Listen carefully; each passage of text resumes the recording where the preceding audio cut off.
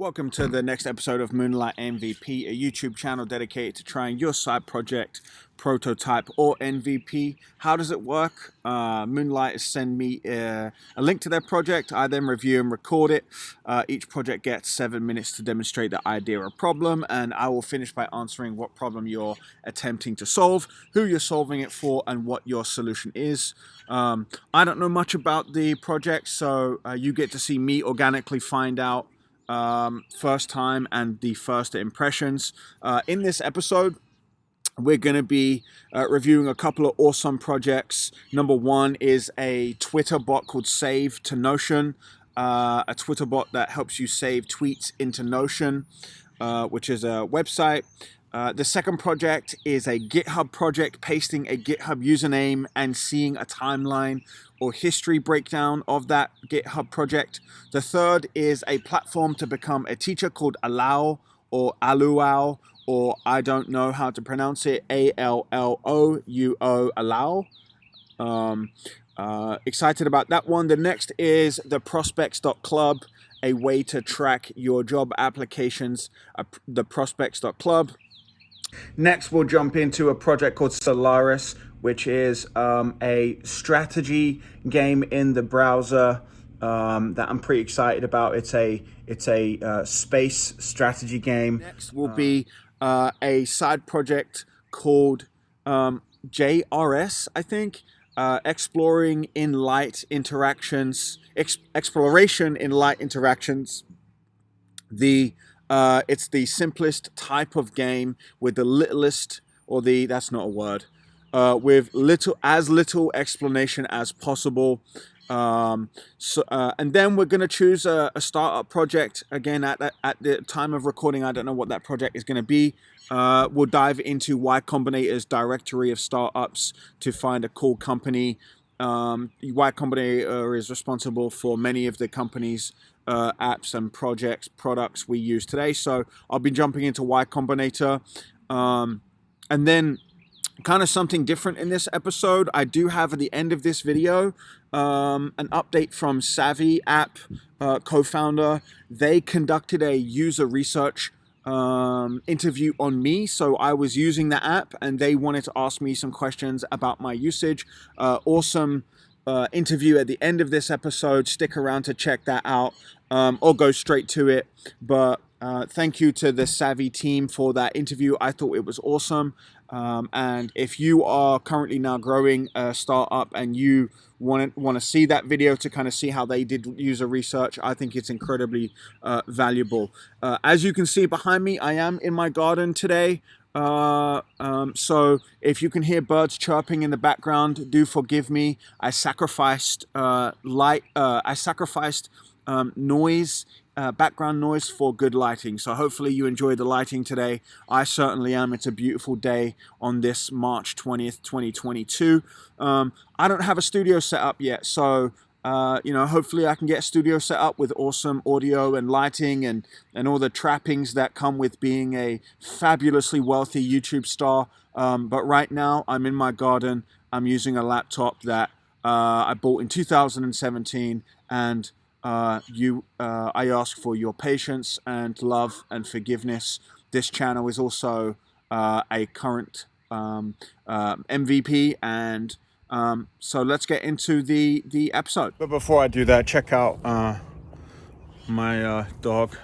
He wants to join in the video this time. Henry, come here. Sit, stay. Check out this table, this picnic table that I made and haven't finished. I have a tendency to start projects and not finish them. So like, you can see like right there, I haven't finished the staining because I got distracted with another project. It's also not very well made, because if you look down here, like I have all kinds of mistakes in this. I don't know if you can see that very well, but like all kinds of mistakes. Over here, I actually forgot to put in a bolt right there. I don't know if you see that. We've got some more mistakes right there. Look at that, baby. I just quit. I just gave up on that one. But yeah, I also have a tendency to start side projects like the rest of you and not finish them. And here is a picnic table, and here is my backyard. That's a terribly made shed that is falling apart, and this is my house at the end of a gravel road in the suburbs of St. Louis, Missouri. Yes, I do own all of that, and it is a huge pain in the ass. All right, so the first project up is going to be SaveToNotion. Let's go ahead and start my 7-minute timer. SaveToNotion. So let's check this out.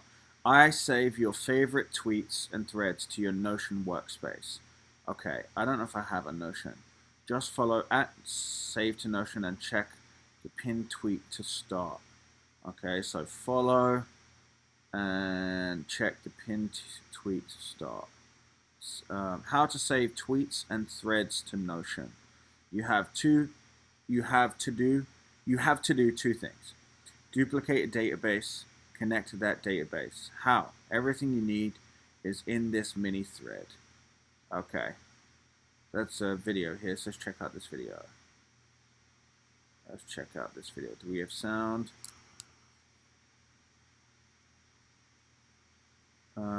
Maybe we do, maybe we don't. Okay, so what do I have to do? How to save tweets and threads? You have to do two things. Duplicate a database. How do I duplicate a database? And then connect that database. How? Everything you need is in this mini thread. Okay, so let's check, see if there's a thread here. Can we open this up? Show this thread.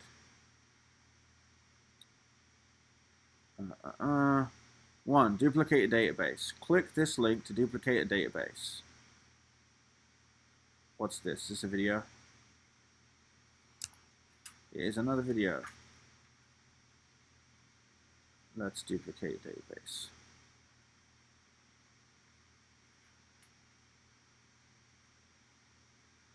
Alright. Let's see what happens here. So tweets, welcome, duplicate, okay. Enter your email address, continue with Gmail. I think I have an account. Hopefully I do. I don't remember. No one's telling me to stop yet. How are you planning to use Notion? For myself. Take me to Notion. So I'm supposed to,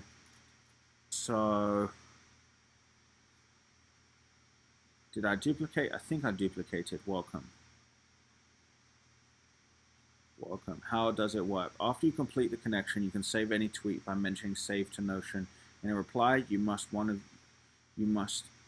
use one of these hashtags, tweet or thread. Otherwise, the bot won't see that tweet. How to deal with this database. There are some things you can't change in this database to avoid facing errors. You shouldn't delete or rename any property of those. But you can add new properties. Okay, so how do I actually do it? So I did duplicate. What's that video showing me?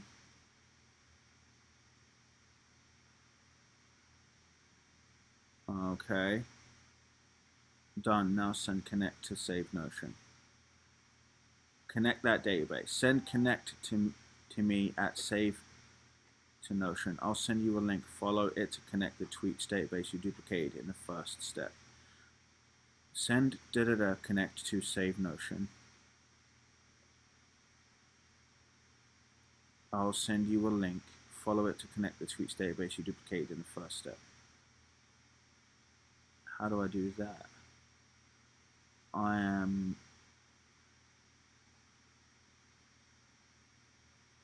Okay. So, what did this do at the beginning?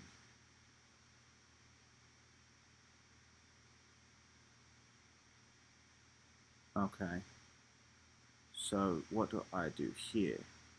So if I go to this and I go to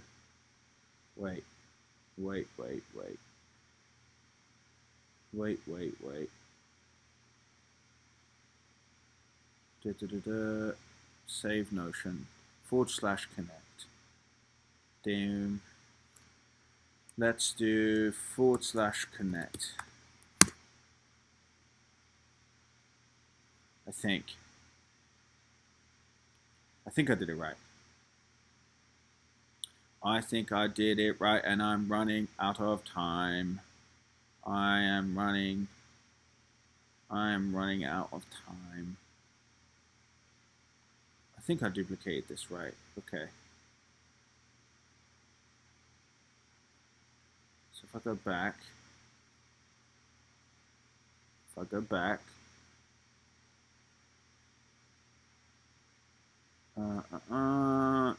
go back to this thread. Let's go back to this thread. So I duplicate the database, click the link to duplicate, did that. Okay. Did I miss anything at this step though? Did I miss anything at this step? Did I miss anything at this step? Did I miss anything at this step? Okay, got there. Now send that thing. I did that. Okay. I just did this.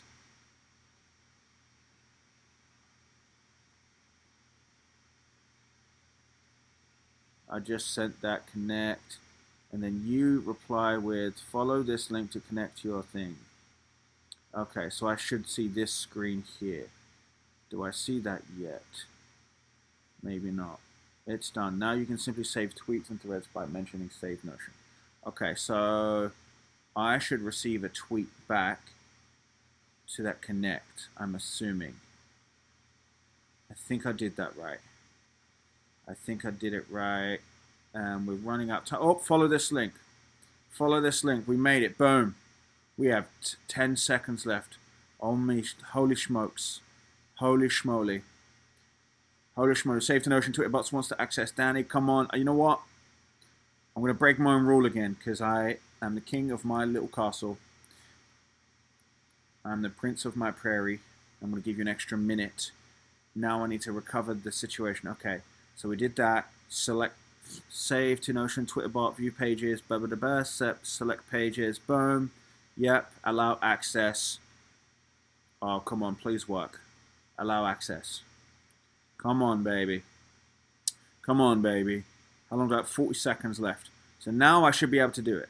So if I go to any kind of Twitter thing, and by that I mean a tweet, I should be able to save Notion.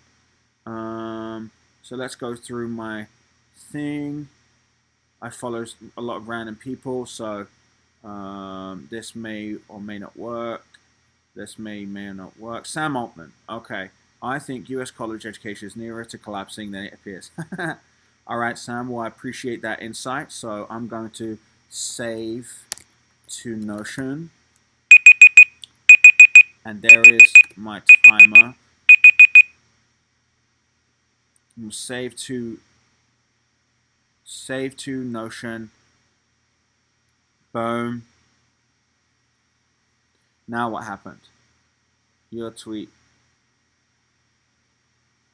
I think I did that right. Now, if I go back to Notion, I should see .so. I should see. Am I going to see it? Am I going to see it? Where is it? Tweets. Where is it? What do I do?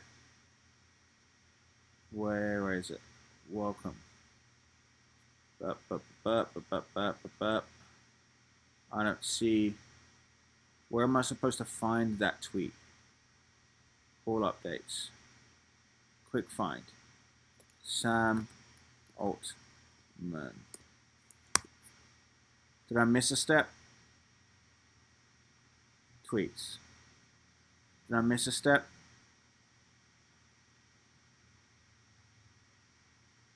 Did I miss something critical. Save to Notion. I think I did it right. I think I did it right. I think I did it right. I think I did it right. Let's go back and find out. Duplicate database, did that. Send, did that. It's done. Now you can simply save tweets and threads by mentioning SaveToNotion in a reply. Note, you have to use on these hashtags. You have to use on these hashtags tweet, thread. You have to use on. I cannot read today. You have to use on of these hashtags. I think that might supposed to say one of these hashtags, maybe. So let me try again. Let me try again. So let's go back. Let's go back to dear old Sam Altman. Let's go back to Sam Alt the man. Sam Alt the man. Just give him a quick plug. Sam is at OpenAI, which is building awesome, lots of great, cool things. All right, so let's go back here. So if I have to use that hashtag, tweet, and then at save to Notion, maybe. Boom. Let's see if this works. Okay, so I used the hashtag this time, right there. Now let's see. Let's go back to Notion and see what happened. Do I see the hashtag somewhere? Do I see the hashtag somewhere? Do I see the tweet somewhere? I still do not see it. I'm wondering if I'm doing something wrong, if I skipped a step or I missed a step. Where is it? Where is it? Come on, this is frustrating now. Oh, wait. There it is. Boom. Little bit of a delay. That could be my computer. I don't know, but there it is. There it is, ladies and gentlemen. There she is. There she blows. There is Sam, the old man, saying, I think US college education is nearer to collapsing than it appears. Well, thank you, Sam. This was awesome. I really liked this project. It took me a minute to get it set up. Kind of went over the time. It happens. So why don't I answer the three fundamental questions. What is the problem you're solving? Who are you solving it for? And what is your solution? Number one, what is the problem you are solving? You are solving the problem of remembering people's tweets or storing people's tweets or saving people's tweets. Who has this problem? People that use Twitter and I guess Notion. And what is your solution? Your solution is a Twitter bot called SaveToNotion. SaveToNotion. I think it was pretty fun. It got me excited to. It got me excited to kind of check out, ways to collect people's tweets. But your solution is SaveToNotion. If you're watching this video and you're on Twitter all day like I am, this would be awesome. Go to SaveToNotion, and then I think there is some more updates coming soon. There's an update here. Saving via DM is almost ready. This was March 19th. But great job to the project owner here. Give Abdullah had a shout out. Awesome project, and I look forward to seeing kind of where you take this. Thumbs up from me. All right, next, the second project we have today is RepostTimeline. RepostTimeline, and let's go ahead and start the timer. 7 minutes.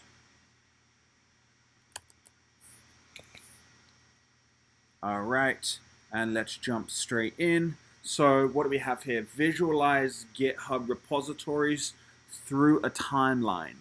Visualize GitHub repositories through a timeline, and then we have enter a GitHub username, and then a generate. And that is all we have on this page.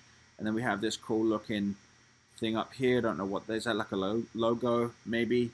All right, so we do actually have another project where somebody submitted their GitHub. So I'm actually going to grab the username of a GitHub user, and let's throw that in here and see what happens.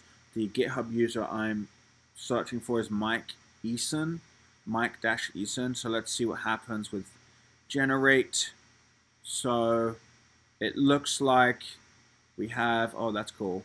Mike Eason, and then we have, it looks like dates. So what do we have here?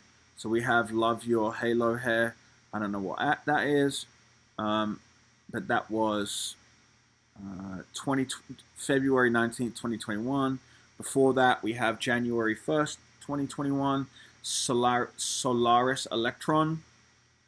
This is actually the project I'm going to be reviewing for Mike. And then we've got Advent of Code, Solaris again, Anakin Reddit bot, Reddit bot that responds to movie quotes from comments. And then, so it looks cool. It looks like just like a timeline of somebody's GitHub. I wonder what the use case here is for. I guess it dates back to 2015 for Mike. It seems like a cool project. I wonder what the use case is. It may just be a tool that you've built for like portfolio purposes. So this video, this segment might be a little shorter. Looks fun. I don't really know what the use case would be, but I'm going to try my best. So what problem are you solving? I guess the problem would be seeing somebody's GitHub repository on a timeline. Who has that problem?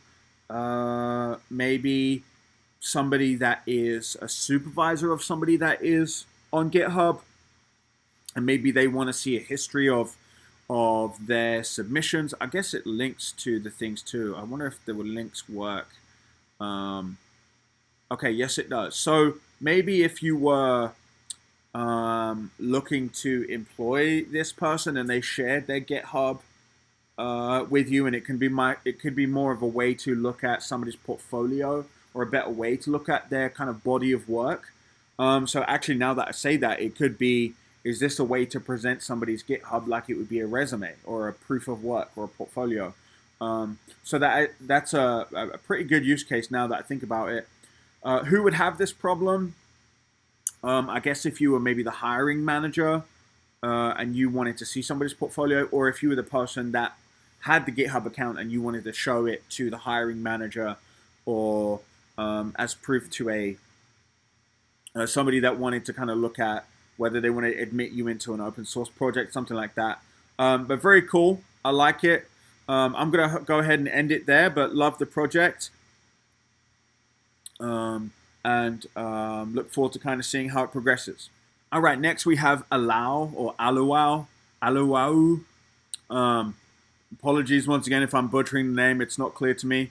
So let's go ahead and start the 7-minute timer and see what we have here. So what does this say? Learn instantly with the teacher right for you. So I guess I am a student in this case. Find a teacher, search. Okay, all the knowledge you need in one place, just a few clicks away. So learn a skill. Tackling a new skill can be challenging, but having the right teacher for one-on-one help is invaluable. Allouo, I'm so sorry, is your #1 location to find the teacher right for you. Teach others. Start helping others learn by becoming a teacher. So I can be a teacher or a student. Browse our Become a Teacher page to learn how to start teaching others. It's quick and easy to set up a class. Make money. Set your own price. Choose blah, blah, blah. Tailored knowledge at your fingertips. So we're back to me being a student. We know that finding knowledge on the internet can be hard for your specific needs. That's why we are dedicated to putting the right teacher here for you. Allouo is here to help. We're also dedicated to adding more and more teachers to meet your tailored needs. Find everything you have been looking for. Create a free account. sign up. Okay, become a teacher, blah, blah, blah. Okay, cool. So I want to, let's explore. So find a teacher. What do I want to learn? What do I want to learn? Maybe I want to learn, in the theme of this episode, we have a, at the end of this episode, we have somebody doing a user research survey. So I want to learn user research. Let's see if I can learn that from this platform. Unlikely, because it's super niche. Didn't look like there was anything there. Okay, didn't expect it. I would just want to learn marketing though. Search. All right, nothing there. I want to learn how to boil an egg. Boil an egg. Okay, nothing there. I want to, oh, it looks like we have some pre-filled. Okay, so ACT Math, Spanish Basic, General ACT Review, Introduction to Tagalog. I'm sure I'm not saying that right. French, Beginner Mandarin. Okay, so these are languages. $50 per 60 minutes. Okay, so these are more languages. I was way too broad. Business from Eris. Let's check out business. What can I learn? See info. Business. Okay, so $40 per 60 minutes. My availability is Monday to Friday. I will help you understand concepts in your business. And then I can do PayPal, pay later, debit or credit card. Oh, that's cool. Okay. So I wonder if this is maybe dummy data or these are real people. But it looks like languages is probably the most popular one. So I want to learn how to speak Portuguese. Okay.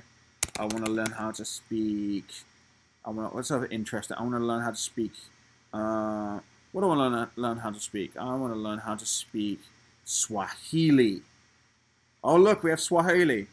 Nice.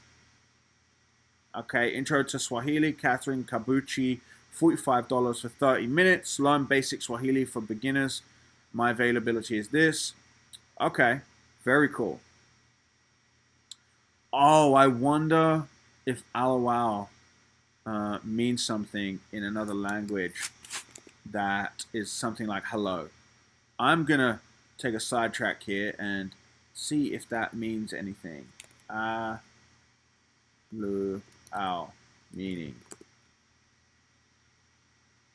Allouo meaning. Allouo name meaning. Allouo surname. Definition of Allouo. What's this? The free Allouo to incite dogs by a call to halal. Webster revised, probably not it. Of an unknown origin. Okay. Well, I don't know what it means. But let's go back to the platform. Let's go back. Where are we? Here we are. Okay, so I want to become a teacher now. I want to create an account, post a class, make money. Create an account. Boom. Create an account by clicking login sign up button. Where's the login sign up button? There it is. Okay. This is my email. This is my password. This is my password. Email not found or wrong password. Oh, because I have to. That's logging in. I should sign up. Duh. Haven't even signed up yet. Full name Danny Mullen. Email. I'm gonna run out of time here. Boom. Password. Boom. Boom. Boom. Boom. Can you just let me log in? Let's see. Create account. Never remember. Oh, I got logged straight in. Great. So create new class. ACT prep. I don't want to teach the ACT. What do I want to teach? How to money launder. Price. $10,000. Of course. Wink, wink. Description. I will teach you how to launder money through Allouo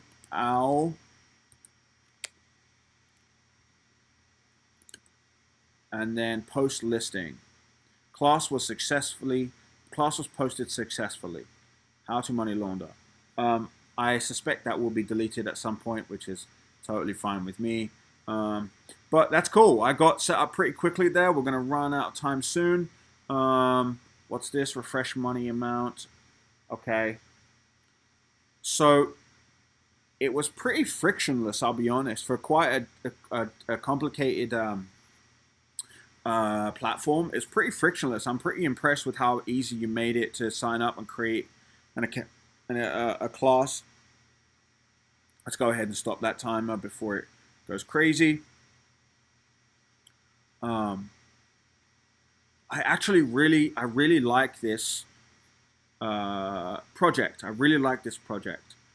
So let's answer the same fundamental questions. What problem are you solving? Who are you solving it for? And what is your solution? The problem you're solving, I guess, from the student's perspective, the problem you're solving is maybe access to a variety of or access to teachers that can teach you things that you want. I would imagine you can still do, maybe you can still do like courses. You can buy courses, but this is not you buying a course. This is more like one-to-one tutoring. So who is it? Who is the problem? What is the problem? The problem is having access to maybe tutors to teach you a subject. Who has that problem? Students. But then also, the problem could be I don't have, as a teacher, a way to make extra money. So what solution are you providing? An extra way to make money as a teacher doing tutoring. And then who has that problem? Teachers and tutors.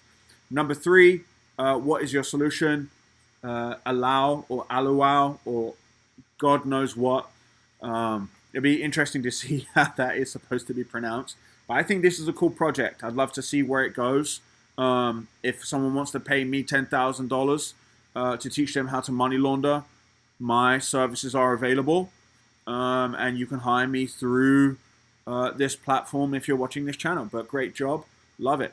All right, next we have the prospects.club. Let's go ahead and set the timer. We have prospects.club, 7 minutes. Let's go. Let's go. All right. So the prospects.club. All right. So the prospects.club. Let's see. Manage job applications.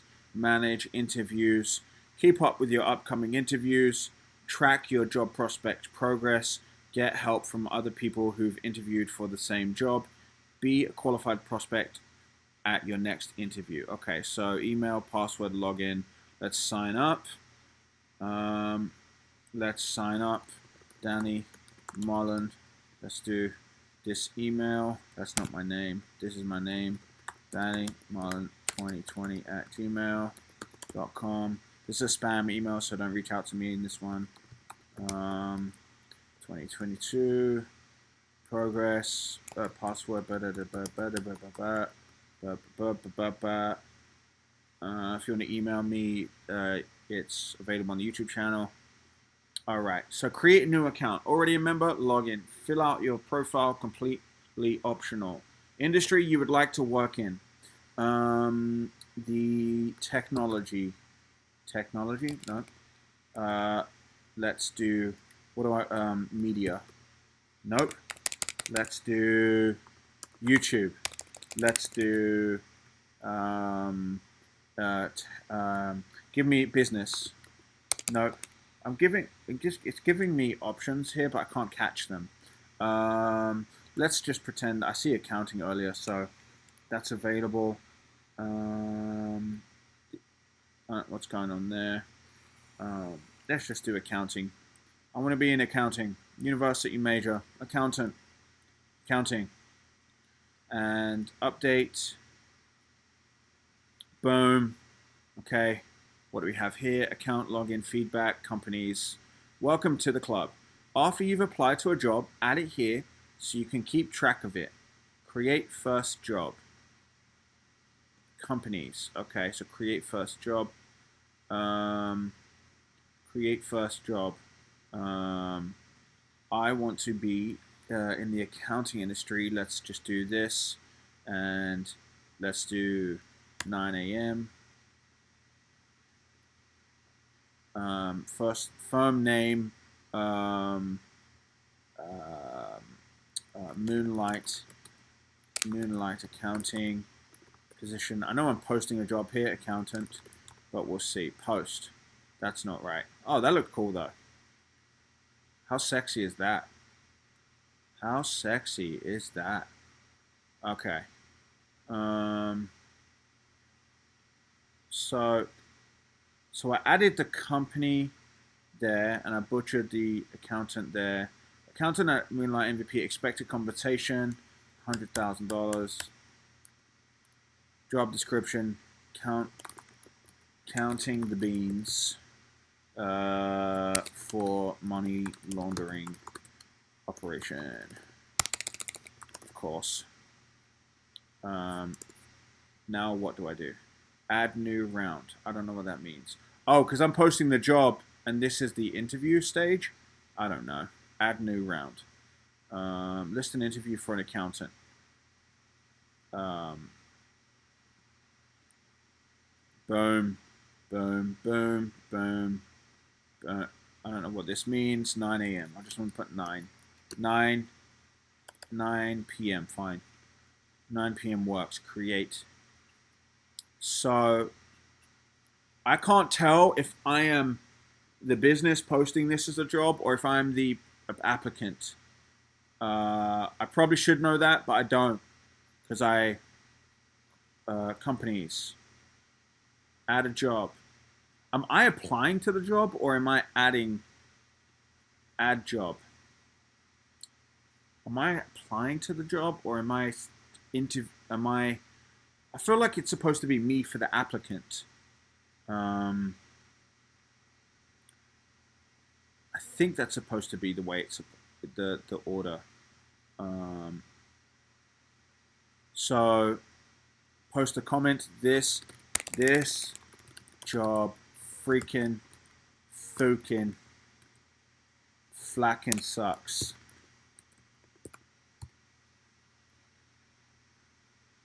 I didn't get the job. Okay. I like how this is built though. This is pretty sexy.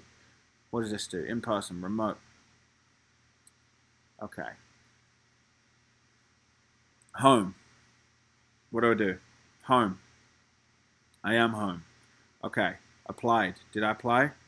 Applied, interviewing, denied by firm. Oh, okay. Offer accepted. Accepted offer. So again, I think this is I still think this is for me, the applicant. Add job.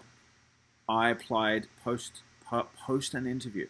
I don't understand how I would be posting an interview if I'm the one that's in the interview. If post an interview sounds like I'm the employer posting the job. But maybe I'm getting that wrong. Firm name.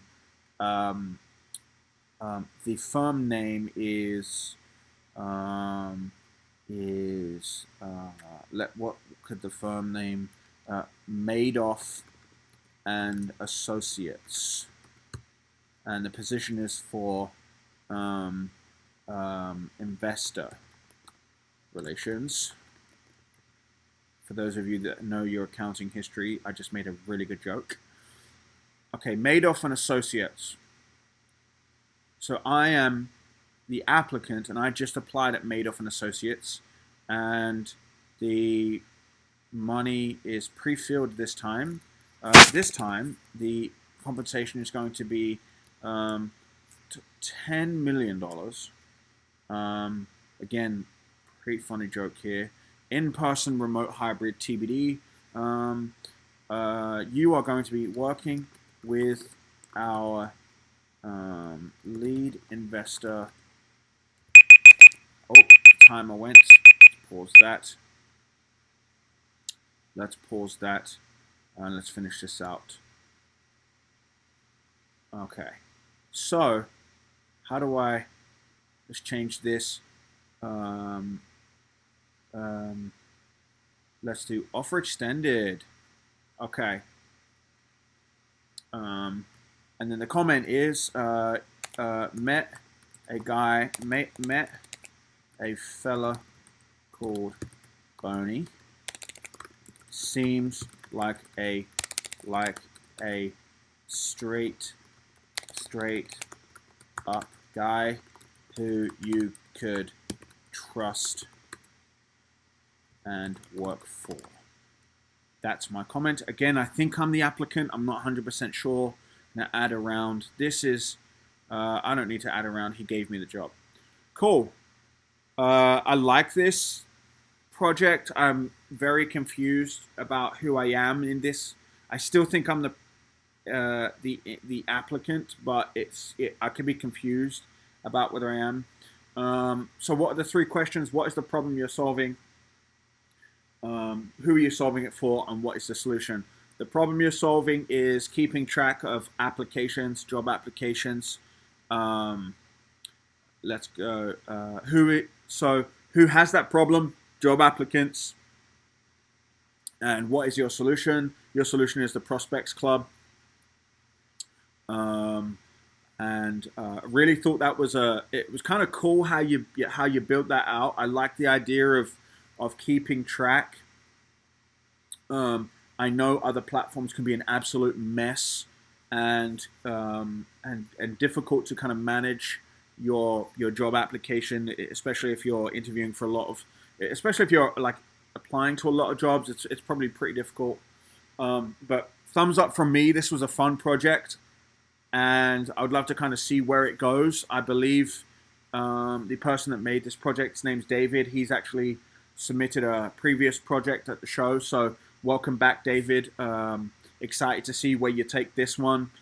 You know, thumbs up from me. All right, I thought I'd take a quick break because it is amazing outside and the weather is gorgeous, and sometimes it's good to take a break, you know. If you do like this channel, one of the things I do need is feedback. So I need feedback in the comments. Write the things you like about the channel, areas of improvement, and most importantly, go and check out the projects that I'm working on or that I'm reviewing in the channel, because what I really want is to help the people that, you know, they put themselves out there and they're risking their reputation by making a project. And I think it would be nice for you to try their project. Take you 2-3 minutes, try it. If you like it, send them a DM and say, hey, cool project. And if you really like it, buy it from them. You know, we got to show some love in terms of comments, and show some love. If you really like it, buy their thing. They've worked on it, they've built it, buy it, you know. Speaking of buying things, if you do want to support this channel, I don't have any ads yet and I don't make any money from it, but I do want to take any money I do make and reinvest it in the channel. And one of the things I'm going to do is sell mugs, and you can buy the mug because it has an awesome motto on it that I came up with, that I didn't steal but was inspired by. And so go buy that mug if you want to support the channel, and share it with the channel with your friends. And if you have friends that have projects and they you know spent a long time working on that project and no one's giving them feedback and they keep annoying you about it, send them a link to the channel. I'll check it out. I'll take the weight off of your shoulders. You don't have to lie to your friends. You can just send them my channel. I'll tell them the truth. If it's good, it's good. If it's not good, it's not good. But you don't have to lie to your friends anymore. That's my job. I'll lie to them or tell them the truth, hopefully. But yeah, I hope you're enjoying the channel. I have like 200 subscribers, which is pretty fun. Better than 0, but not, you know, 10,000. I'll get there. But aside from that, check out the St. Louis sun in my backyard. All right, back to the episode. All right, next we have Mike Eason and his project on GitHub. So let's go ahead and start that 7-minute bad boy. That 7-minute timer. All right, and let's go. Now let's go back to Solaris. Solaris is a slow burn browser game heavily inspired by Neptune's Pride and Subterfuge. I don't know what that is, but this is a cool looking picture.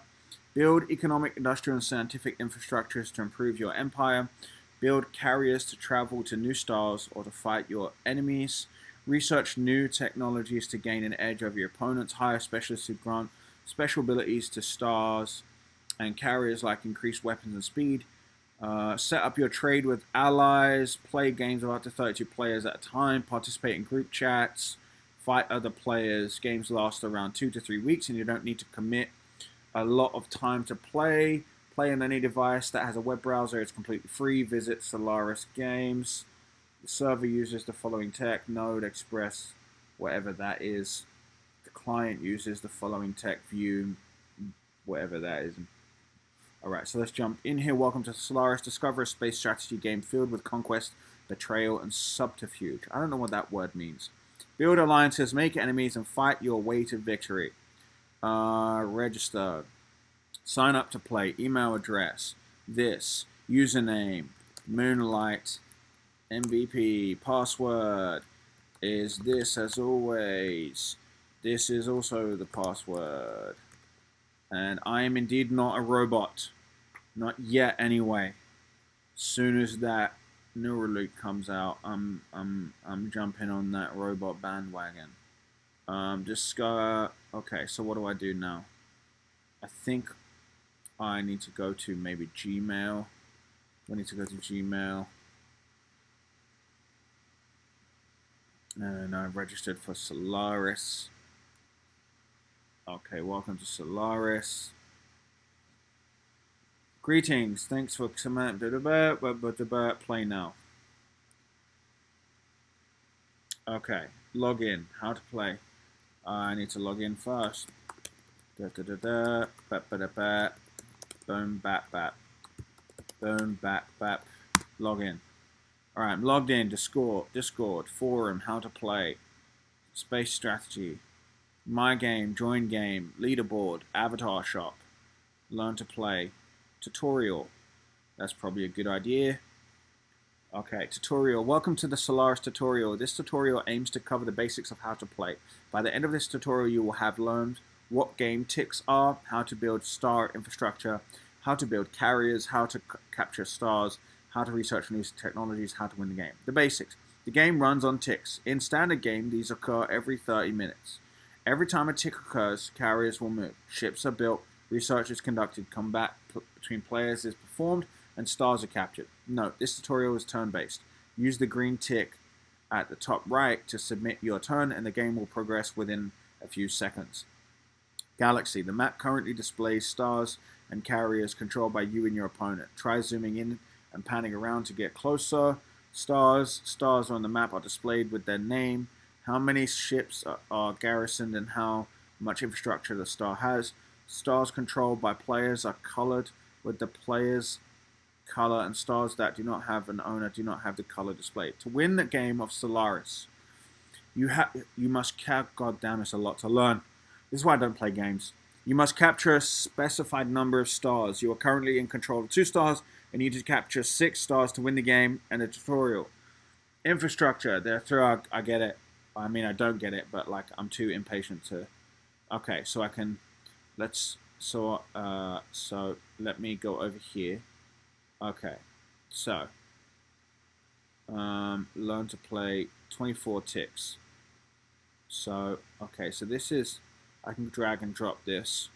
I click on this, and then this star is controlled by opponent 1. Okay. This star is controlled by opponent 1. Okay. Select object, Ballo 1. What?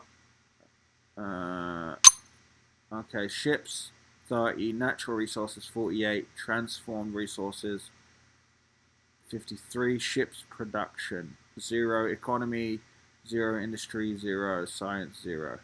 Buy for $9, buy for this, build a carrier to transport ships through hyperspace. I don't understand what's happening there. What do I do? If I click on this, let's do this thing. Allouo. Build a new carrier at Allouo. Decide how many ships the new carrier will have. Build, yes. Are you sure you want to build a carrier at Allouo? The carrier will cost $25. Yes. Okay. So carrier built at Allouo. Now what?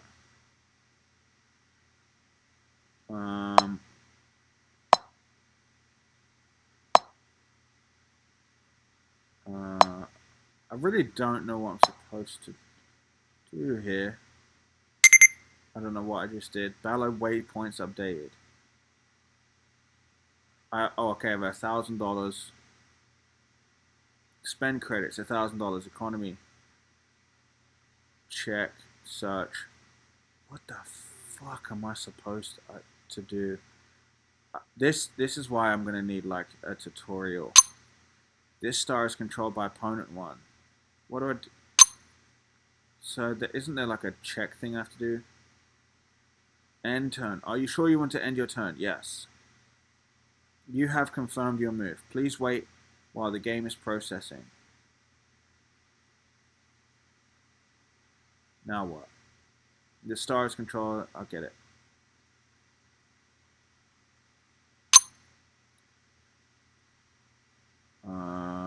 Now what?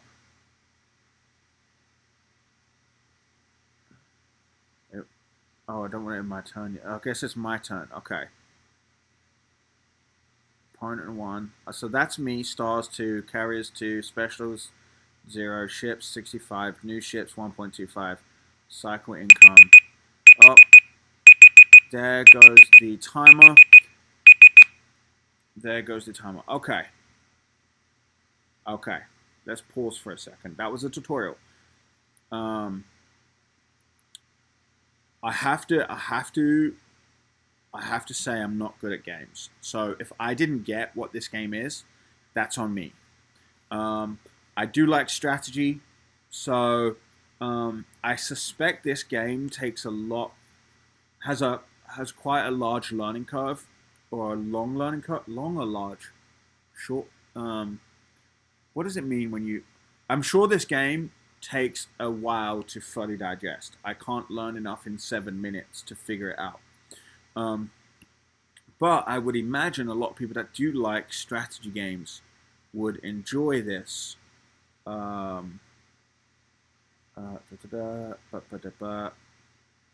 Let's quit tutorial.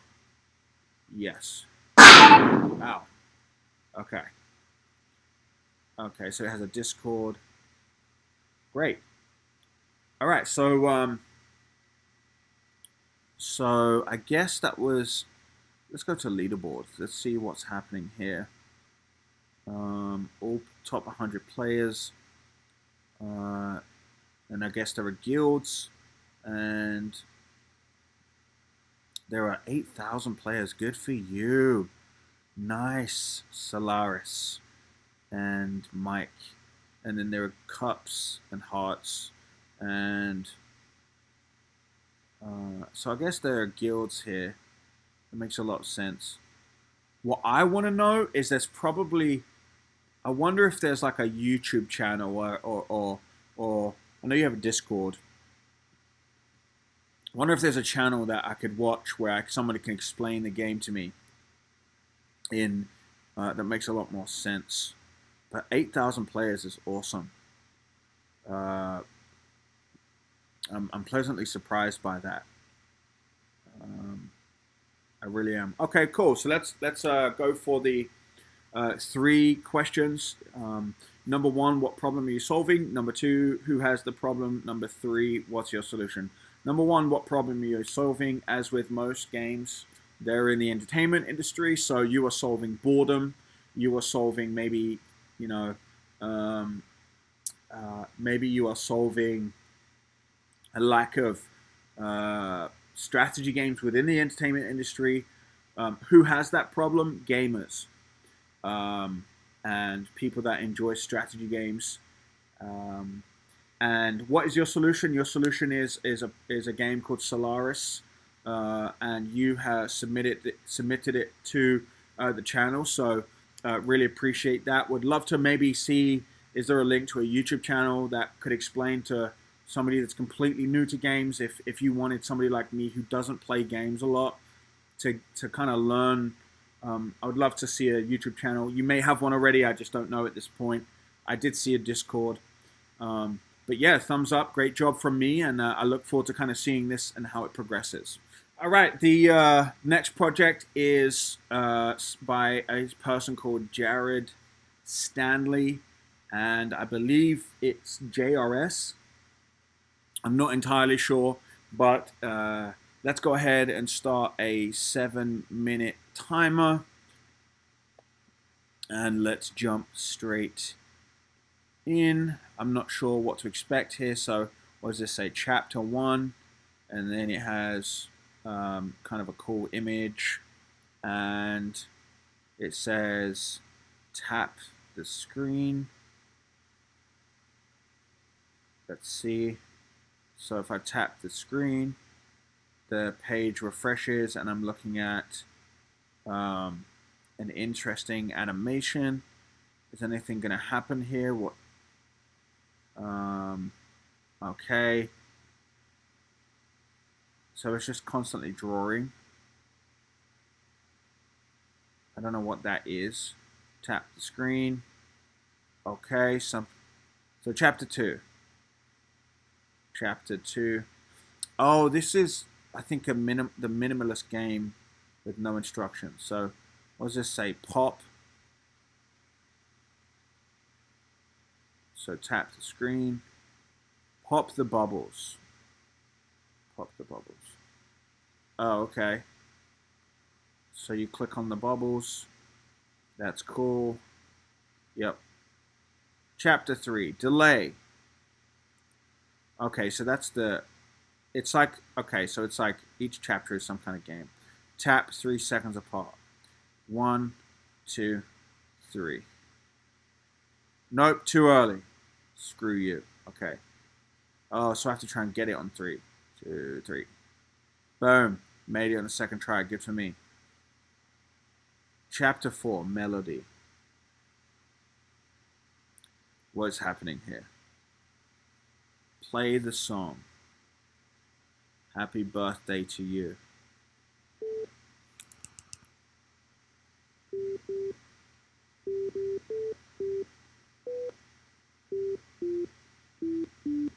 How do I play the song?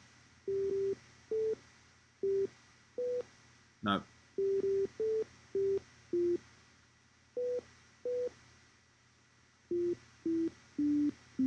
Happy birthday to you.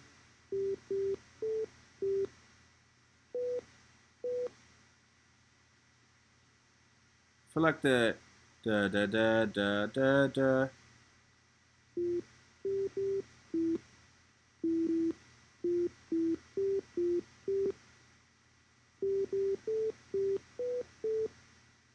How do you play Happy Birthday?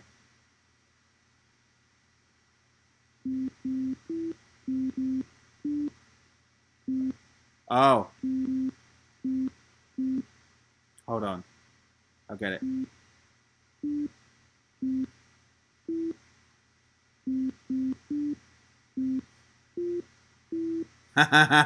Cool. I was too high up on the octave. Chapter 5. This is cool. Repeat. Repeat the sequence. White, yellow, orange, brown, brown, gray. White, yellow, orange, brown, brown, gray. White, yellow, orange, brown, brown, gray. Gray. What? What? I'm confused. Repeat the sequence. How do I repeat it?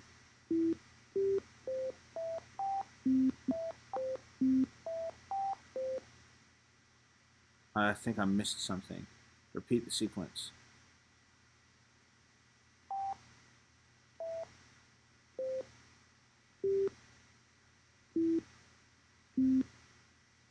I'm missing a cue here.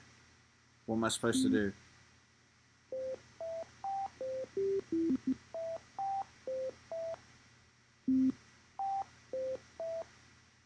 Did I do it right? Nope. I'm trying to click on this.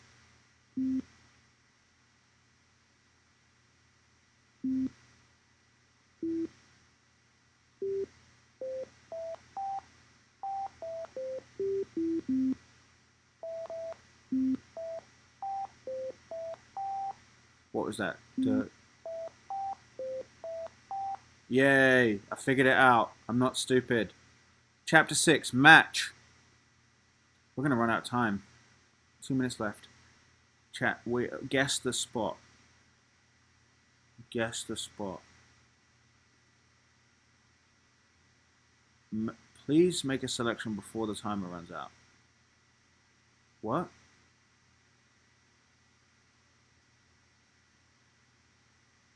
Please make it. So confused. Please make a selection before timer runs out. What am I selecting? Oh, orange. Orange. White.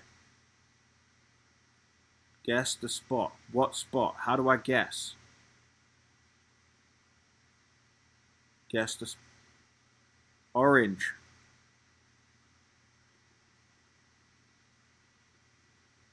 I'm very confused again. Oh, I somehow got that last one right. Have no idea.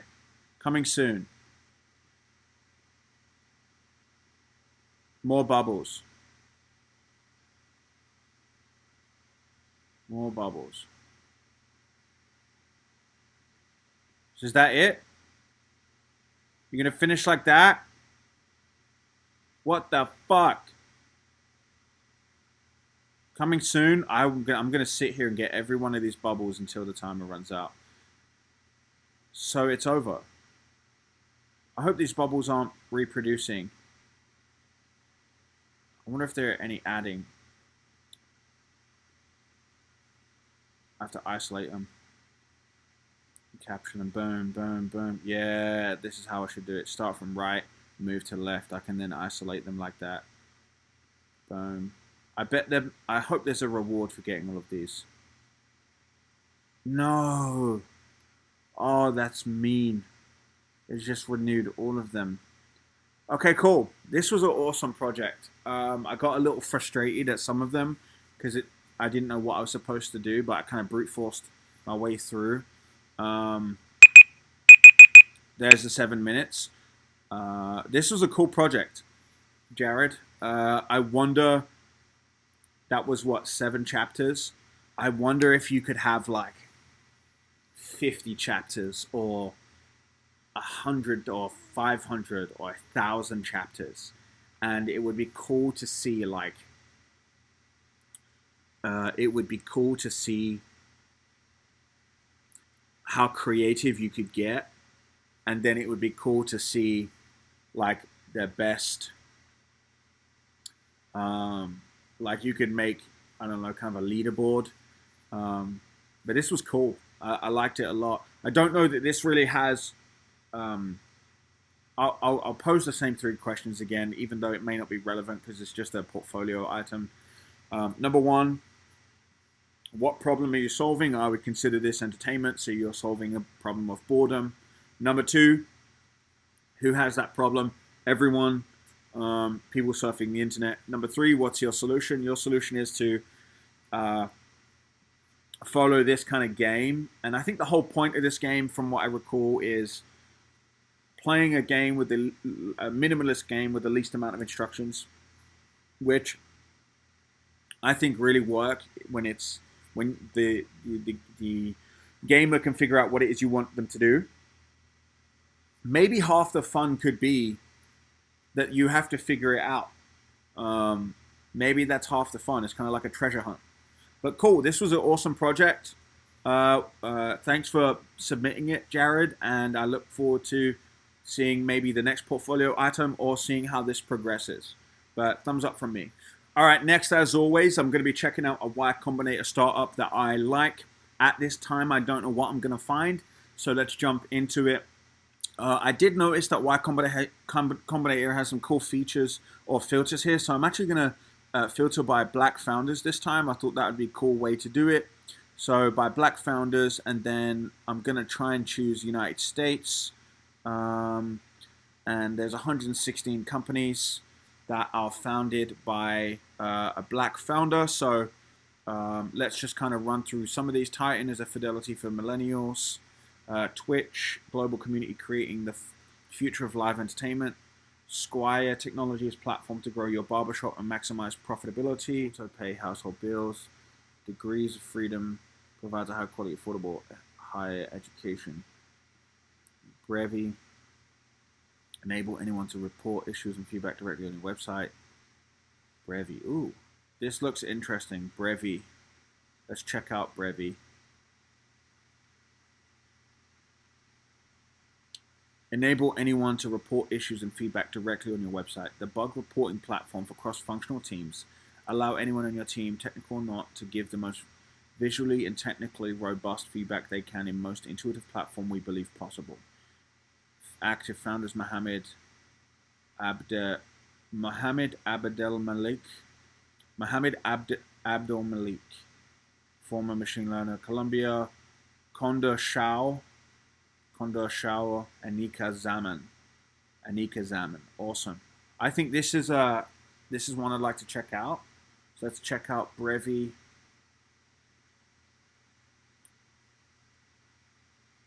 All right. So what do we have here?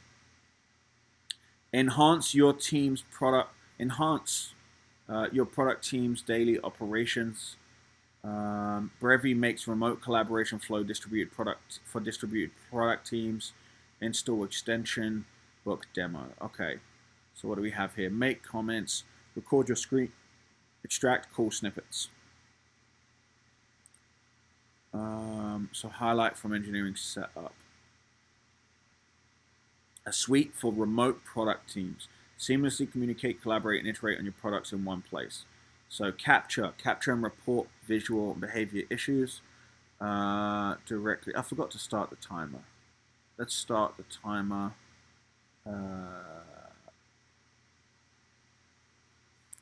Timer 5 minutes. Let's do 7.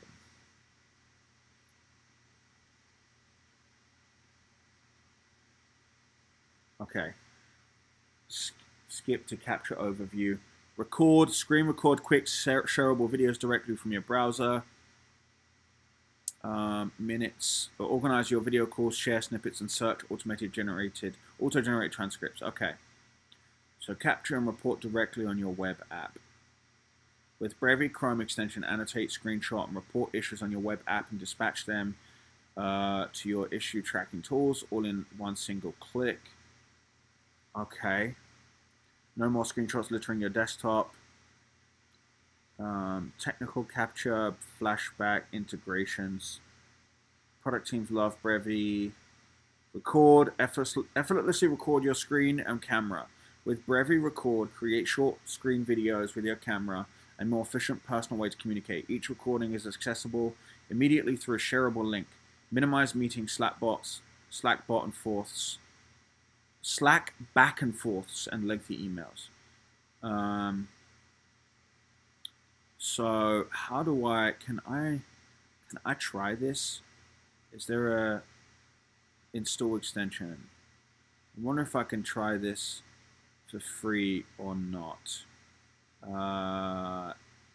Add Chrome, 114 users.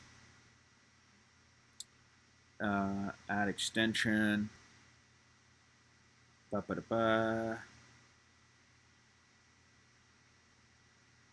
Okay. So now, I wonder if I can actually try it though.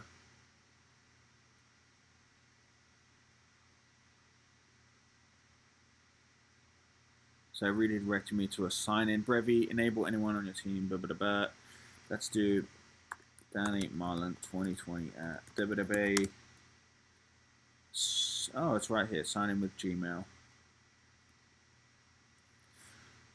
Pretty Brevy. It's pretty brief.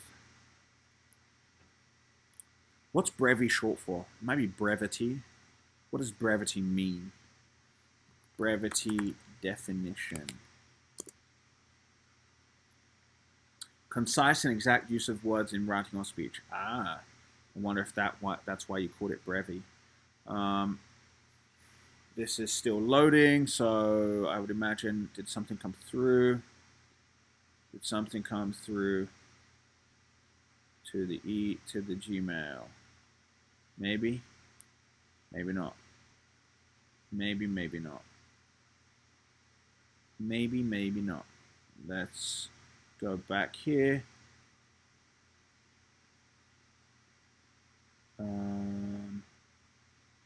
Let's go back here. I still haven't gotten anything. Does it go into promotions? Nope.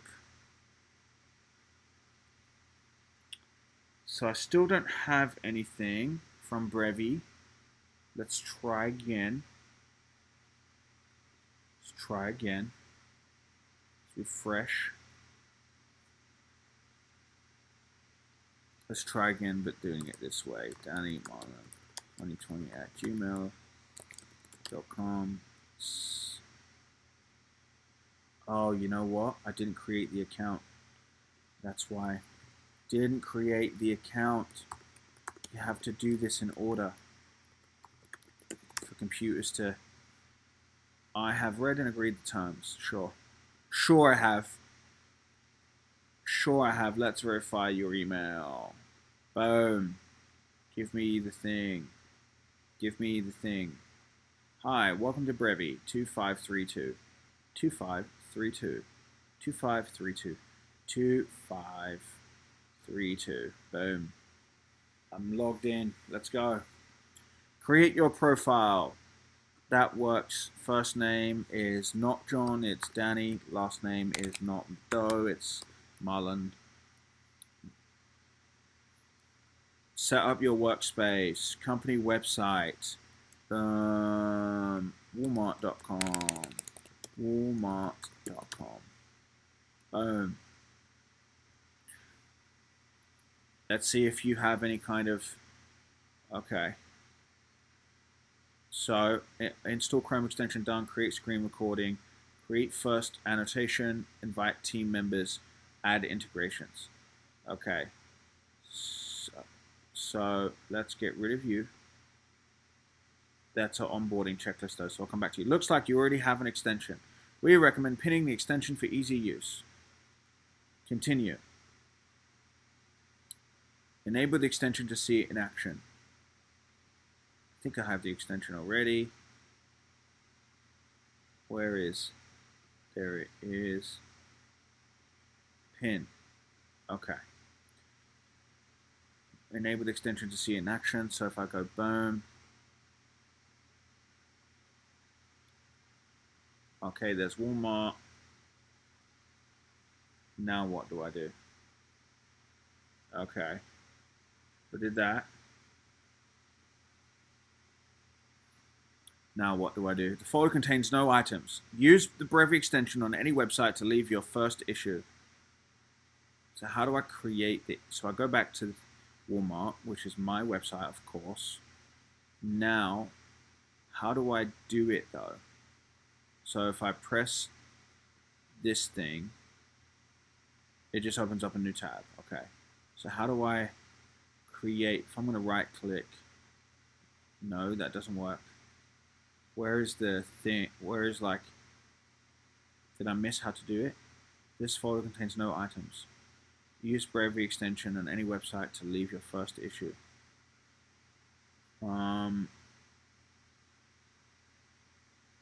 So if I go back here, okay, now Brevy has access to the site. Can I drag and drop anything? Nope, that didn't work. Can I, what do I do here?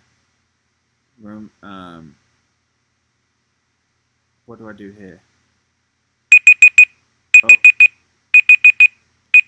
Okay, I ran out of time, unfortunately. I ran out of time, and I don't know how. Where am I? I'm supposed to click on this. But where is, like, the tools? Where are the tools to use? It just keeps opening a new browser. I don't need it to open a new browser. How am I supposed, like, what if I take a screenshot? If I take a screenshot. That worked on my Mac. Okay, that worked on my Mac. But, and then done. Did that work? Did that work? Nope. Use the Brevy extension on any website to leave your comments. Do I add? Start personal. Onboarding. Create a screen recording. Create first annotation. Enable the Brevy extension from any site to record a video. So how do I record the video?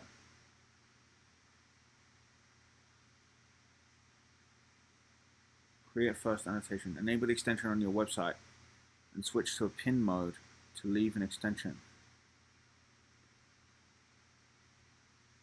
It still just takes me to new. I'm stuck. Brevy. It's an amazing idea, but I'm stuck. I don't know what I'm supposed to do or how I'm supposed to do it.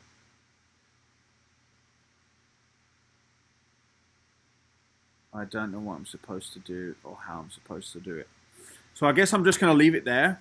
I love the idea though, and I would love to kind of see, I'd love to maybe kind of see videos. I just think videos are a great way to show me how I'm supposed to actually use it. Because I got stuck in the onboarding section. Create new screen recording. So if I go to, I'm going to try this one more time. Screen recording. New screen recording. Okay. And I'm recording on my Mac. And I'm recording. This is me recording. Hello. Alright. Now I'm going to end that recording. And I'm going to save that recording. And Brevy. I'm going to label it Brevy. Okay. But now that's on my laptop. Am I supposed to upload it? New folder. New folder. Go away. New folder. Create a new folder. I am a new folder. Continue.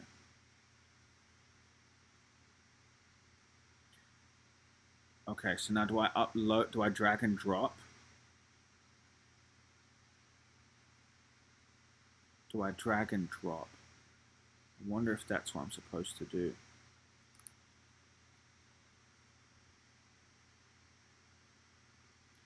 Do I drag and drop? That didn't work. Drag, drop. If I open the folder, do I drag and drop into the folder? That didn't work either. Try one more time. Nope. Share. Yeah, unfortunately, I'm kind of stuck. Maybe I'm just missing the easiest piece. I'm missing like a key piece. I don't know where. You don't give me any like clear buttons to press. So maybe a video would be great, but this is honestly a great idea. And I'm kind of jealous that you've come up with it. But at this point, I'm just going to pause and would love to come back if I've and review again if there was like just an easy step that I missed. But I appreciate the work. Great stuff, Brevy. Look forward to seeing and following the progress. All right, so I just wanted to make an introduction to the next segment. Essentially, the story is, on a previous episode, I reviewed an app called Savvy, and it's a bookmarking app where you can kind of save your favorite tweets or posts or articles. And what the app does is it puts it into a calendar and sends you a notification for you to review it again. So it's really trying to capture, that moment where you saved something and the app wants you to go back and view it again. Most of us may save things and completely forget they exist. In fact, that's much of the topic of the discussion. So the founder of the app wanted to do some user research on me because I've been using the app briefly, and he wanted to ask some questions about me as a user and my behavior, because he wants to understand how I use the app, or just how I use the internet in general, because he wants to understand how to solve this problem for me. So I thought it was an incredibly valuable conversation. And if you are making an app or a startup and you need to do user research, here's an example of somebody doing it that you can get inspiration from. Be patient with us. It was one of our first times doing it, so you might see me trying to adjust the proportions of where we are on the screen. I recorded it live, and I don't have a producer for the show, so I'm literally having to learn how to do some of this stuff. So be patient with us there, but it's an awesome app. It's an awesome founder.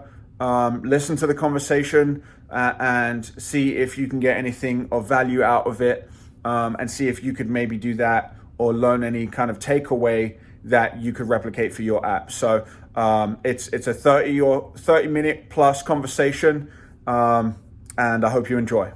Hey Danny, thank you so much for coming to this user interview. And so this is Desmond, the co-founder of Savvy, and we are doing this research to better understand how to design a bookmarking solution for people who are teaching themselves about something and actively learning something, so that they will save learning resource from the internet. And the problem that they face might be that after they save some things, they are not actually reading them, because they might be procrastinating, or they might be just too busy to read them. So we want to understand your experience when it comes to saving resources and getting back at them. So it wouldn't involve trying the app. It would just be I'll ask questions about your behaviors, etc. Awesome. Yeah, awesome. All right. So so why don't we start by some demographic questions? I will ask something about your background. All right. So first of all, can you tell me your age? How old are you? I'm 32. Sorry, didn't catch that. I'm 32. 32. 32. Yeah. All right. Awesome. And you're from the United States? Yeah, I'm actually born and raised in London, England, but I currently live in St. Louis, United States. Ooh, got it. And what is your career? What are you currently working on? My career is, my day job is I am a small business owner. All right, cool. And what is your area of interest? What is your habits? Yeah, what is your habits? What are my habits? Hobbies, you mean? Or, yeah, hobbies. Yeah, hobbies. Sorry, yeah, hobbies. My hobbies are, I would say, number one, my hobbies are reading and watching videos about startups and business in general. I have an MBA, and I'd say my interest, my hobbies are mostly related to business and startups. Awesome. And do you mind telling me a bit more about your current business, or your what kind of business is that? Yeah, it's a management company in the gym industry. So my day job is I often help gym owners behind the scenes with management tasks and administrative tasks. I see. Wonderful. Okay, so that's all about demographics, and I'll be asking some behavioral questions about your reading experience and your bookmarking experience, because Savvy is built to allow you to save something from the internet. And so I want to start by, can you tell me what types of resources you usually save or bookmark from the internet? honestly, the real answer is I screenshot. All right. And I what? screenshot if I see like a tweet I like, I'll screenshot it. If I see, especially if I see an ad, like if I'm going Mm-hmm. through Facebook or Instagram or Twitter and I see an ad, I often screenshot it Oh, okay. And where do you store those screenshots? on my phone. On your phone. Okay, so like in the photo libraries. Yeah. All right. And so what happens if those like that thing that you want to save is not like a text? Is there like if there's a YouTube videos, what happens? Honestly, I forget, or I'm not just saying that because your app can solve that problem. I usually do Mm-hmm. screenshot, and I'm most of the time will forget that I did that until maybe I'm going back through my photos and I see it again. Mm-hmm. Um, but sometimes there are places like sometimes I like if I'm on Instagram, I will actually save um, like I'll bookmark it on Instagram. But again, I don't know that the last time I went back to check that folder, and I even save things on Reddit and still forget. Mm-hmm. Yeah. Um, so those are probably the three main ones, and um, yeah, I mostly forget. Mm. All right. And so you often save stuff from Twitter, Reddit, and like Instagram. Is Yeah, there any other platforms? I would say I screenshot the most on Twitter and Instagram. I save. I actually use the save option or bookmark option the most on Reddit and Instagram. Oh, I see. I see. I never use the save tweets, or I don't even know how to save a tweet. Hmm. All right. Um, do you mind telling me like why you choose this method of screenshotting? Um, I think it's for me when for me it's probably the quickest Mm-hmm. because I I'm committing like when I see something like if I'm going through Twitter, right? I'm going fast and I see something interesting. The quickest way for me to not forget that that was like a good tweet is to screenshot it because I want to move on. So like I Mm-hmm. really give it 3-5 seconds of my time Mm-hmm. because I look at tweet and go, oh, I like that tweet, Mm-hmm. screenshot, and then I can move on, um, and not interrupt kind of my scrolling. Ooh, got it. Got it. All right. And so is there situations that screenshotting just cannot do the job? Like very long articles, what happens?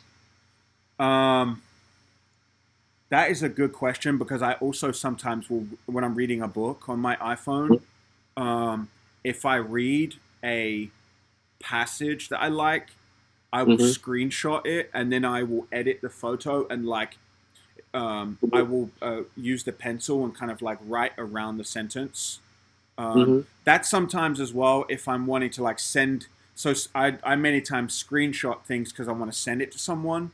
So if Mm-hmm. I read something in like an article or a book, I screenshot it, I draw a pencil, and then I'll send that to someone, and then they can use that pencil drawing to figure out what I'm talking about Mm-hmm. in maybe like a text. Got it. Got it. Got it. And um, I want to know what is your motivations to save that kind of like that let's say a Twitter threads. Like, are you do you think that I want to read it later, or or what happens is that it is that that piece of like resource is very valuable for Yeah. future. Yeah, what was you thinking when you save something? Um, in the moment, I think that's like a golden nugget. That's a golden nugget, or that's a really insightful piece of information. but maybe Yeah. I'm not able to really give it the attention it needs in the moment because Mm. I didn't come there. I didn't go to Twitter to seek that specific tweet out. I went to Mhm. Twitter or Reddit to see hundreds of tweets and hundreds of posts. So for me, it's just like, oh, that is extra valuable and extra golden nugget, and I don't want to forget that exists. Even though when I Mhm. screenshot it, I do forget. Mm. Mhm. I see. I see. All right. And so, is there any particular like signal or alerts that would make you actually like get back to the resources? Um, Or in other ways, in what context would you like revisit your saved resources and like actually read it? um, the answer is in when I screenshot and it goes into my photos album. There's no redirection back to it unless I Yeah. favorite it. It disappears into the collection of photos. There's Mm-hmm. no kind of unless I specifically no unless I specifically come back and put it in a file or like put it on Google Drive. Mm-hmm. Um, then there's no really kind of redirection. Mm. All right. And well, if like imagine if you actually read it after you save it, what were you doing usually? Are you commuting and you have some leisure time, or are you like you just I remember that I saved something and I want to read it. What was happening when you actually read it? What was happening when I was reading? I'm usually on Yeah. the couch or on the bed, laying Mm-hmm. down. Oh, okay. All right, got it. Hmm.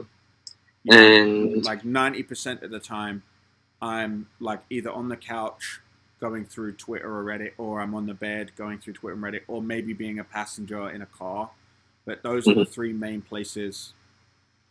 I never like on my phone standing up, never. mm, I see, I When see, I'm browsing.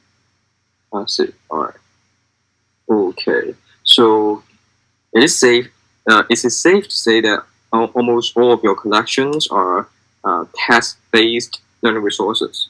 Like it is not audios or it is not videos. It's usually text. Can I say that? Yeah, or image, text. Or Yeah, I would say 80% to 90% are um, I pay attention a lot to the ads that get sent to me because I like to study the ads. Like, why am yeah. I receiving this ad? So I like to screenshot the image just Mm-hmm. so that I can keep a collection of, like, why did I like this ad? Why am I seeing this? Um, Oftentimes, I will try things Mm, um, as part of research, and then I get ads for those things. Like I try lots of task management apps. Like I mm-hmm. tried like 10 or 15. So I get a lot of ads from task management platforms. Mm-hmm. And so when I see those ads on Instagram or Facebook, I screenshot them, which is an image or a text. You know. Yeah. Got it. Got it. All right. And um, yeah, give me a second. Going through the questions. All right. And can I ask you, because you chose to screenshot an Instagram post instead of like saving it to the collection. Yeah, as you mentioned that you're not actually accessing your Instagram collection after you save them. Most of the time, no. So yeah, mostly not. And can you tell me like what are the other perks of saving using screenshots instead of using Instagram or Twitter, like those built-in saving functions? Oh, this is more so on my laptop, but Mhm. I make probably 15 screenshots a day Yeah. in some of the projects I'm working on. If I want to, let's say I'm working with a developer and I say, hey, I don't like this. There's a bug here Mhm. on this project, or I want to change something. I screenshot on my laptop, and then I Mhm. send that screenshot to them with like Okay. a pencil pointing to like I don't like this box or I don't like the color or can we move can we move this button up here? And so I actually screenshot on my laptop probably 20 screenshots a day, just with work, with communication, and that's outside of my cell phone. Oh, okay, got it. Awesome. All right, and so I want to ask about your behaviors in using productivity apps. Is there any apps that you use to stay on track to get things done usually? Like, do you, what kind of apps do you use? Yeah, so I'm actually, interestingly enough, making a task management app. Mm-hmm. So I actually use that app to manage myself, but Oh, I'm not really trying to plug that. So I often use, sometimes I spy on like Asana.com, Notion, mm-hmm. Coda.io. Um, those are probably the three that I mostly spy on myself. I see. All right, and let's talk about the notification features of a lot of apps. Okay. And do you think, like, is there any kind of push notifications from apps that it is annoying? Um,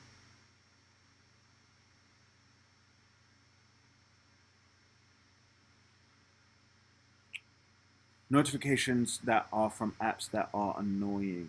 Um, I do my best to turn most of them off, so Mm-hmm. I don't get a lot of annoying ones, and Um, I don't recall any ones that were particularly annoying. Mm-hmm. All right.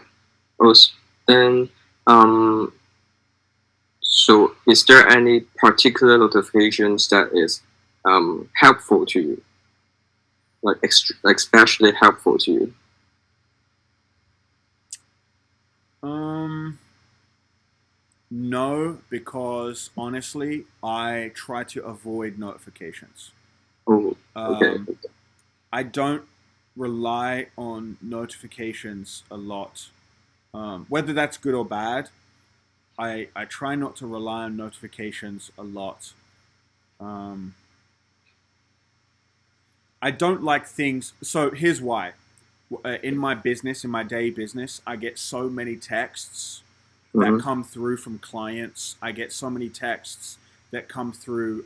I'm just a busy person that Mm-hmm. sometimes, like, I have to keep up enough with the texts that adding notifications on top of text would be too much to manage.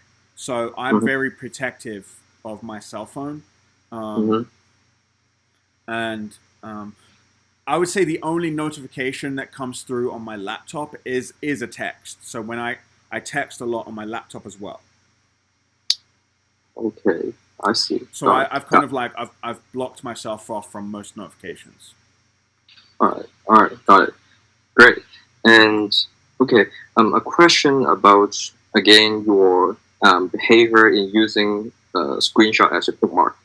And so, because as you mentioned, you often reaccess your bookmarks when you are during your leisure time. Maybe you're free and you're like on a couch and you just have a lot of time. And so, can you tell me like um, is there situations that you are not in that context, but you also read the resources? Like, is there any kind of contest here? Can you restate the question? I'm not sure I understand the question. Yeah. So, is there situations other than leisure time that you would actually spend some time to read the resources? Oh, I see.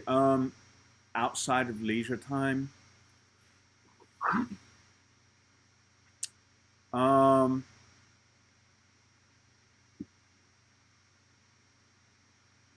no, Mm. I don't think so. All The only caveat to that answer is, because I kind of work for myself, my right. leisure time and my professional work time, they overlap in such a way that I don't know if there's a clear distinction. Mm-hmm. Um, so I would answer the question no, with the caveat that I'm not sure when I'm having specific just leisure time versus work time. For me, they mingle, they're intertwined. All right. Okay. Cool. And so questions specifically about saving information from Twitter, because we think a lot of people nowadays, they save threads from Twitter, but they don't have the best solution or the best practice. Always they may use the bookmark function in Twitter, but they might not actually get back to it. Yeah. So I want to know, when you save something from Twitter, or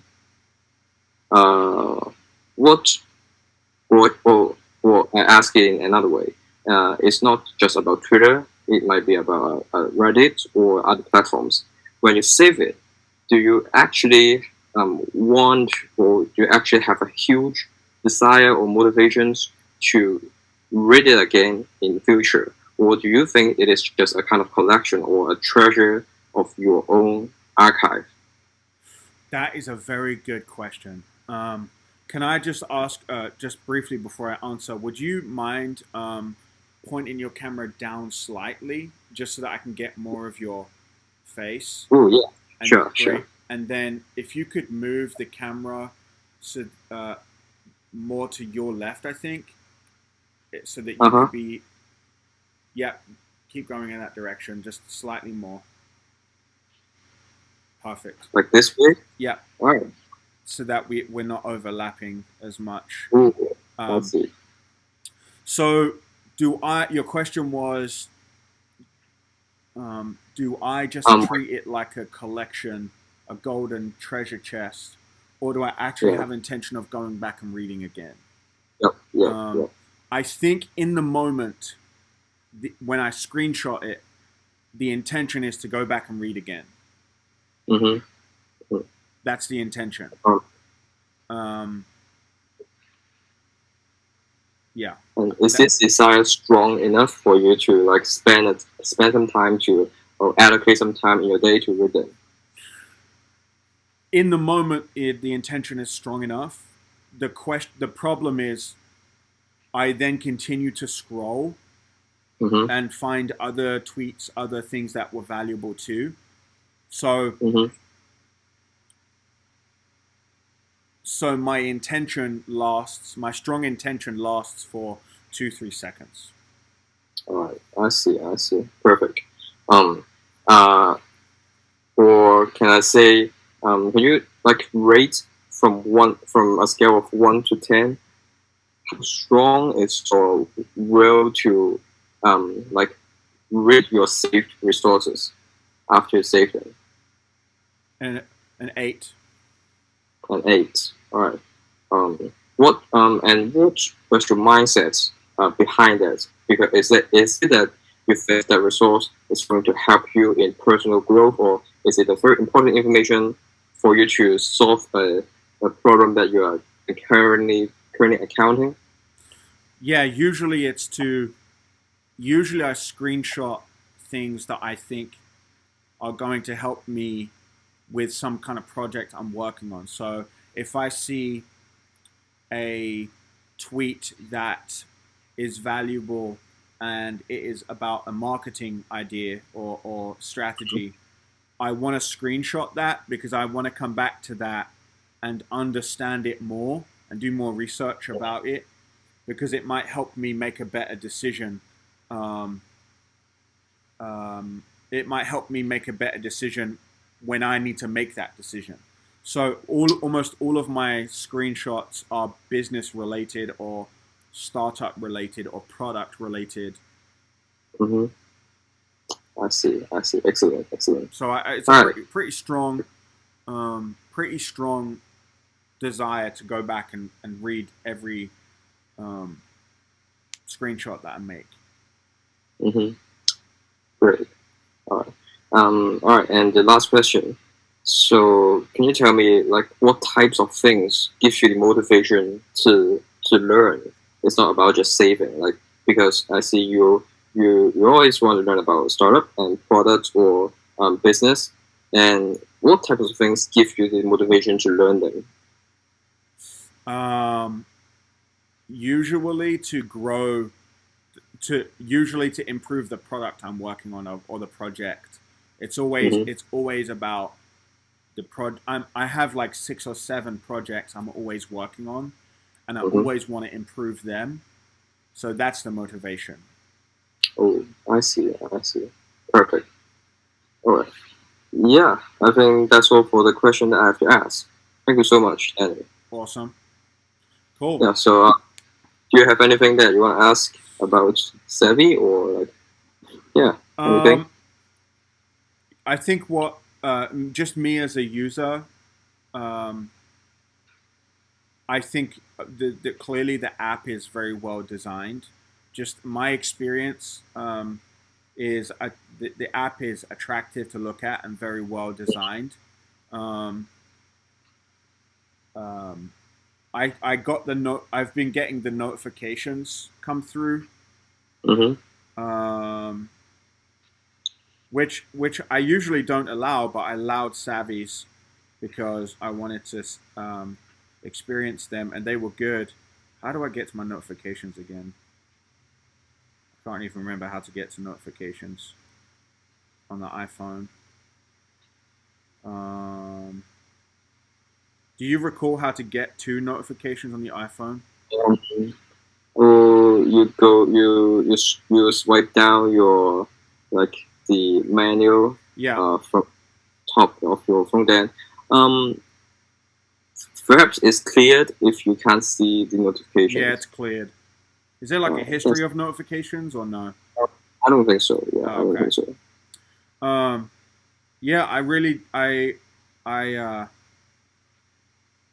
do like the design. I like that it has like "Hello, Danny." That's cool. Yeah, thank you. Yeah. I like that. I like that it has the calendar at the top that I can swipe left and right. So I think the app is actually very attractive.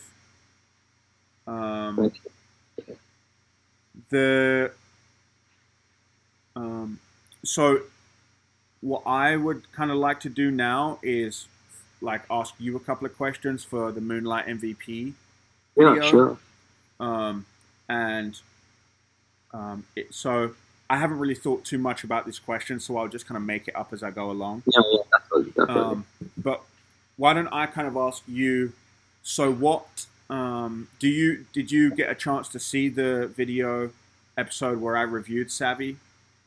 Yeah, I've watched the video. Yeah. Okay. And I sent the video to my friends, and yeah.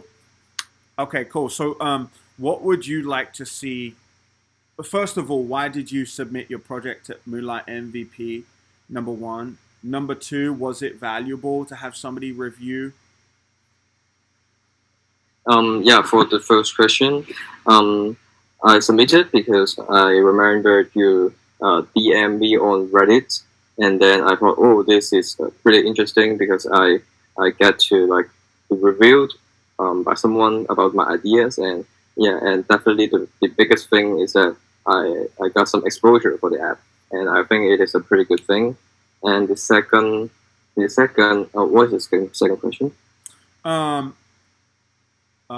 So the first question was why did you submit, and the second was, you know, what value did you get from submitting? Oh, yeah. So I think yeah, it's also the exposure for me because we are early startup and we desperately need some exposure. So the idea of getting someone to review your app is like getting featured on Product Hunt. Nice. Yeah, so it feels really nice, and I get to know about people's opinions. Yeah, so it's a really good thing to do. Yeah. So what would if I was to ask you a couple of questions, because the way that I'm building Moonlight MVP is I want to follow projects and ideas and startups that are interesting to follow to make you know good, because they're good journeys, and I think they're valuable for people to see. So if you don't mind answering some questions about your journey so far and how you got to this point. Yeah. So we founded Savvy last year. I had another co-founder, We are from Hong Kong, and we are actually still in our final year in college.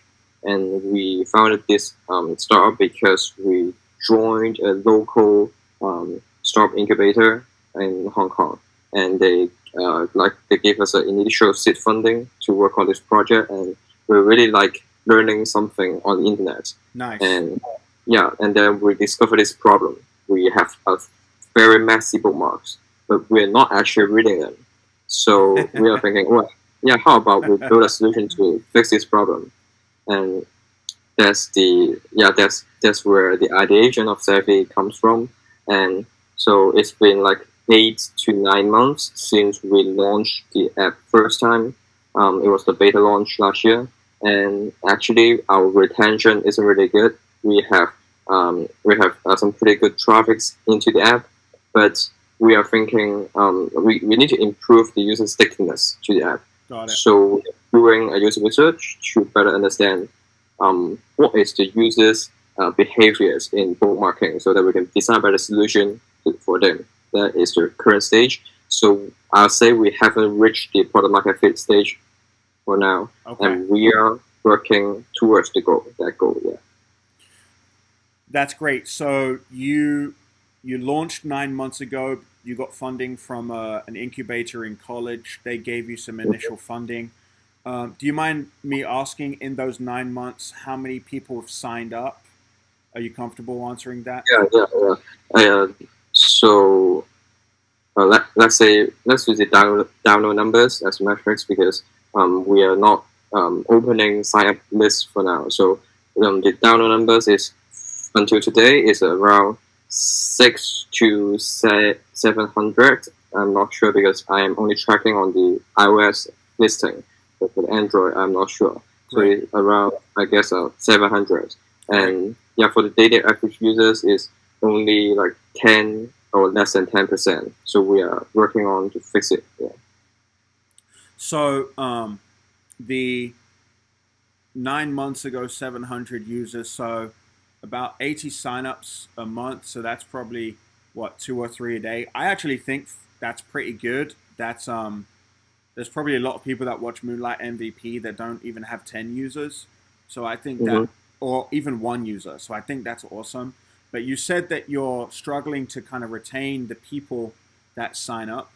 I can definitely relate to that in some of the projects that I have. What do you think is happening? I'll say is from a product perspective, the user is not retained simply because their problem is not being solved in a very good way. The problem that we're solving is to help them to read their bookmarks, but maybe Savvy, their UX is not good enough for them to actually finish the resources. And that's what we think. So we are thinking of if that users, we're not actually helping them to solve their problems, then they will bounce off and uninstall the app. And that's what we are working on to fix that problem. Do you have any ideas that you think could work to solve that problem? We are now thinking to build a browser extension that allows them to read the resource within the browser, because we've interviewed some users and they think actually a lot of their learnings happens inside their desktop, and a mobile phone, it might serve as another touch point, but desktop is equally important. So we are thinking of making a browser extension and make it equally easy to read those resources, and that would increase the chance of them reading those resources. I 100% agree. That's how I think I would. When I'm on my phone, it's a very brief moment, 3-5 seconds, because I'm scrolling through. But when I'm on my laptop, I can actually conduct work on my laptop, and maybe part of work is research or consuming more in-depth information. So are you making that kind of a Chrome extension or a browser extension, or is it going to be a web application? It is going to be a browser extension. Yeah, Okay. it's going to be an extension. And is that available right now for people to use, or is it still in development? We have launched an extension for now, but it only serves the function of like clipping things into the app. Okay. Yeah, and we are going to launch another version that provides an app experience within the browser. And so, when do you think that would be available for the full use that you envision, so that if people are watching Moonlight MVP, they can look forward to using the browser extension? We are aiming early July this year. Yeah. Okay, great.